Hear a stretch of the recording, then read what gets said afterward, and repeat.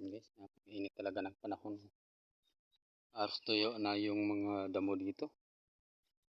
Nasa 46 degrees Celsius po yung heat index, sabi ng Pag-asa dito sa Masbate. So ingat-ingat po tayo guys. Itong init na nangyayari sa atin parang hindi na natural dahil sa climate change po. Yan po, tingnan nyo ang mga damo, parang tuyo na sila. So ililipat na natin yung ating kambing sa hindi mainitan. Yan po, yan po ang aking kambing. So para itong